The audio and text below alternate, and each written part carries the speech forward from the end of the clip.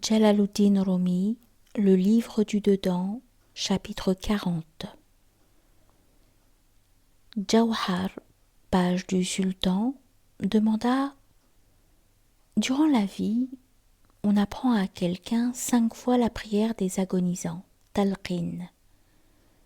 Il ne comprend pas les paroles et ne peut les saisir. Après la mort, que lui demandera-t-on? Car après la mort, il oubliera toutes les réponses aux questions qu'on lui avait apprises.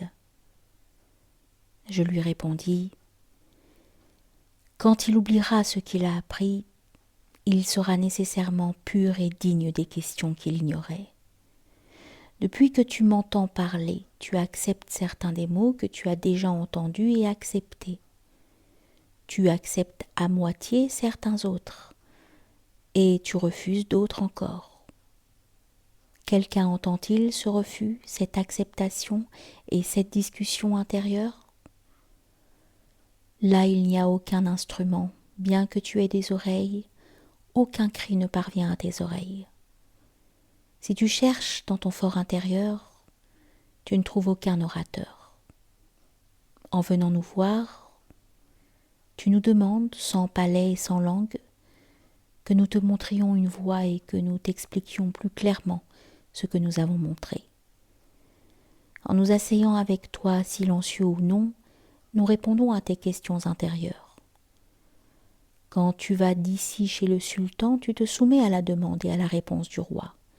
Et le roi, sans parler, adresse des demandes tous les jours à ses serviteurs. Comment vous tenez-vous debout? Comment mangez-vous? Comment regardez-vous? Si quelqu'un dans son fort intérieur a une idée de travers, nécessairement sa réponse le sera aussi, et il ne pourra pas donner une réponse juste. Qui bégaye ne peut parler correctement, quand même il le voudrait. À l'orfèvre qui éprouve l'or avec une pierre de touche, l'or fournit une réponse. C'est moi, pur ou allié. Le creuset lui-même t'indiquera à quel point tu es pur si tu es or ou cuivre doré. La faim est une demande de la nature exprimant un manque dans la demeure du cœur, du corps. Donne-moi des briques et du ciment. Le fait de manger est une réponse. Prends. Le fait de ne pas manger est aussi une réponse. Ce n'est pas encore nécessaire. Sur une couche qui n'est pas encore sèche, il ne convient pas d'en poser une autre. Le médecin vient et prend ton pouls. C'est une question. La pulsation de la veine est la réponse. L'examen de l'urine est une demande et une question précise. Semer des graines dans la terre, c'est une demande pour obtenir tel ou tel fruit. Et le fait que l'arbre pousse est une réponse ignorant les forfanteries de la langue. Comme la réponse est sans mots, la demande aussi doit être sans mots. Si la graine est pourrie, l'arbre ne poussera pas. C'est à la fois une demande et une réponse. Ne sais-tu pas que le refus de répondre est une réponse? Un roi lut 3 fois la lettre de quelqu'un sans écrire la réponse. Cette personne se plaignit qu'elle avait écrit 3 fois, que c'était la 3e fois qu'elle adressait une supplique sans savoir si elle était acceptée ou refusée. Le roi écrivit au 2 de la lettre: ne sais-tu pas que le refus de réponse est une réponse et que le silence est la réponse pour les sots? Le fait que l'arbre ne pousse pas est refus de réponse, donc nécessairement une réponse. Chaque geste que fait l'homme est une demande. Ce qui lui arrive, chagrin ou joie, est la réponse. S'il entend une bonne réponse, il lui faut rendre grâce, et l'action de grâce doit être de la même espèce que la demande, car il a obtenu pour cette demande cette réponse. S'il entend une mauvaise réponse, il lui faut faire tout de suite pénitence et ne plus faire de demande de ce genre. Pourquoi donc, lorsque notre rigueur leur vint, ne suppliaient-ils pas humblement? Mais leur cœur s'était endurci.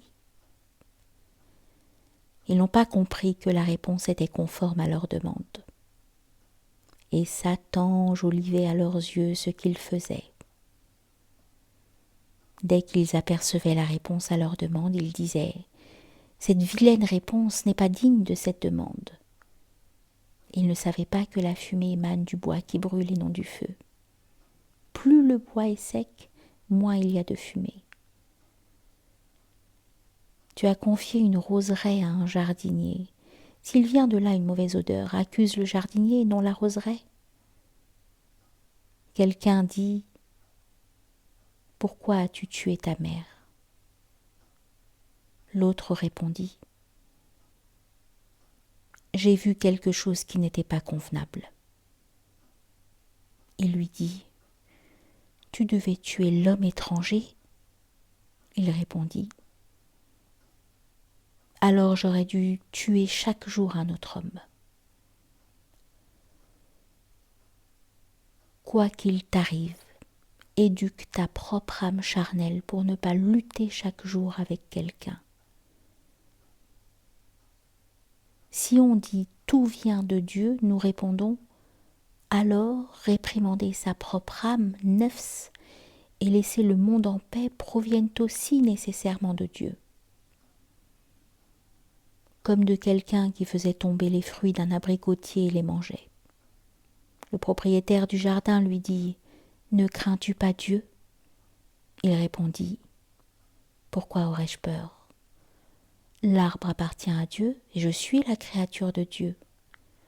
La créature de Dieu mange ce qui appartient à Dieu. » Le propriétaire lui dit « Attends que je te réponde. » Il dit à ses serviteurs d'apporter une corde et d'attacher le voleur à l'arbre et de le frapper jusqu'à ce que la réponse soit claire. Le voleur cria « N'as-tu pas peur de Dieu ?» Il répondit « Pourquoi aurais-je peur ? Tu es la créature de Dieu et ce bâton appartient à Dieu.